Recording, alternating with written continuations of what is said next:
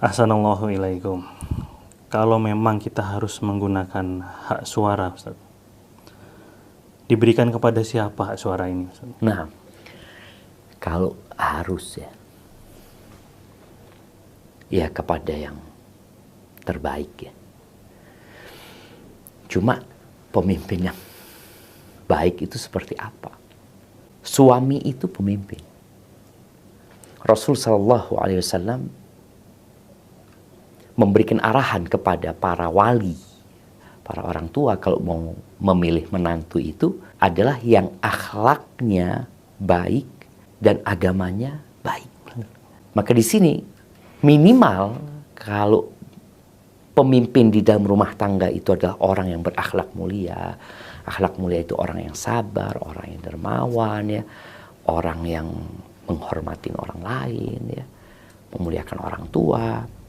Kalau bicara agama, ada minimal. Dia itu melaksanakan yang wajib, meninggalkan yang haram. Ya. Itu minimal. Yeah. Ini pemimpin di rumah, yang rakyatnya cuma istri padahal. Harus seperti itu. Gimana kalau pemimpin itu adalah seorang bupati?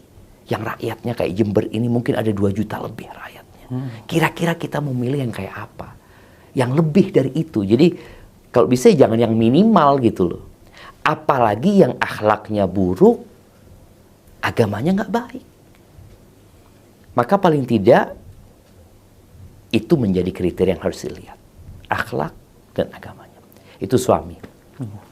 Tapi ada dalam Al-Quran Al-Azim Allah menjelaskan tentang putranya orang soleh di Madian ketika dia dibantu sama Nabi Musa. Kemudian Nabi Musa dipanggil ya ke rumahnya. Putrinya ini mengatakan kepada ayahnya, "Ya abati stajirhu, wahai ayahku, jadikan dia pekerja di tempatmu." Ini bukan pemimpin, pekerja aja.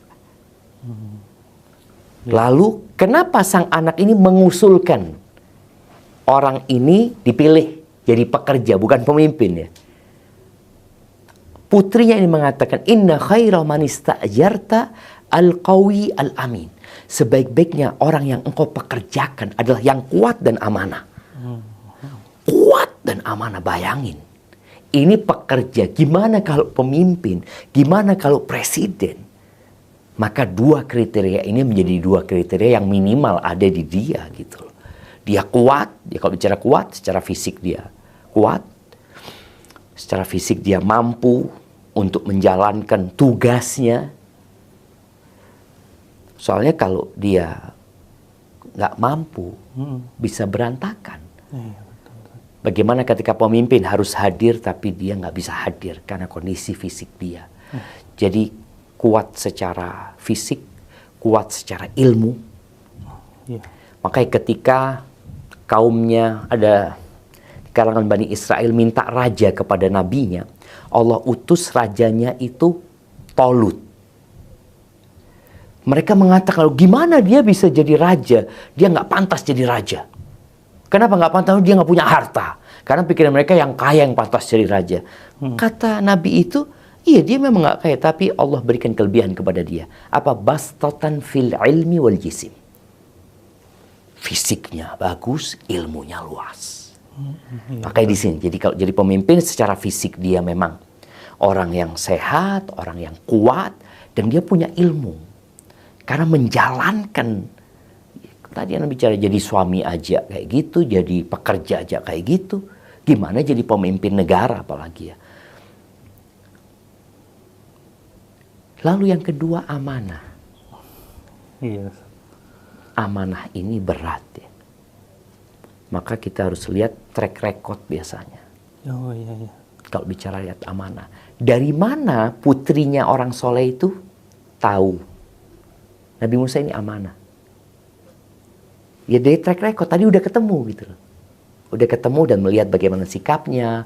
Ketika berjalan dia nggak mau berjalan di belakangnya perempuan. Nabi Musa hanya jalan di depan. Karena ini putrinya orang ini harus dijaga ya. Jadi modelnya seperti itu. Jadi paling tidak buat teman-teman yang bingung. Maka paling tidak ingat engkau akan ditanya sama Allah. Tentang hak suaramu kalau engkau harus memberikannya gitu. Tapi kalau engkau nggak kenal, aku nggak tahu saat ini tuh ya sudah. Karena namanya orang nggak kenal, mau gimana dipaksa untuk milih, sedangkan dia nggak kenal sama orang-orang ini semuanya. Tapi kalau engkau kenal, paling tidak kelak engkau akan ditanya sama Allah pada hari kiamat, bahwa engkau sudah berhati-hati, dan boleh jadi mungkin kau istikharah, minta pilihan dari Allah SWT. Oh, iya. Ya, semoga Allah berikan pemimpin yang baik buat negeri kita. Amin.